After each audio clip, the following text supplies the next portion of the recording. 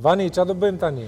Jemi gati për montimin e rrjetës, që do thotë është faza e dytë e hidroizolimit. E aplikojmë pa humbur kohë. Më herët edhe e kemi prerë rrjetën në përmasat që na duhej. Gjithmonë do aplikohet materiali, Nga produkti poshtë lart? Jo, produkti përpara. Pastaj rrjeta. Pastaj i vendosim rrjetën sipër. Që kështu që na bën më të sigurt në atë që kërkojmë. Duhet të jemi të siguruar që ta kemi aplikuar përbërësin në gjithë sipërfaqen? Po, E tani momenti i që rrjetës. është momenti i montimit të rrjetës. Po te këndoret këtu nuk ka nevojë sepse Aty nuk kemi nevojë sepse është montu Shiriti izolues. izolues përpara.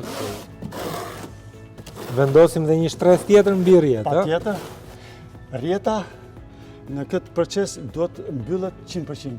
Që kur të vi procesi i dytë dhe i fundit që do aplikohet në furçe, do jetë thjesht mbulus I i poreve të poreve që vogla. ngjitet gjatë aplikimit.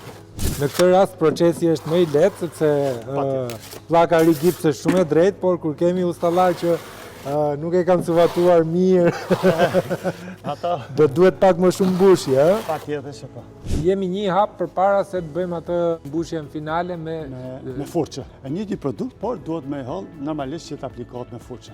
Mbas tharjes, mbas 2-3 ditësh, e sigurt që është e gatshme për aplikimin e pllakës.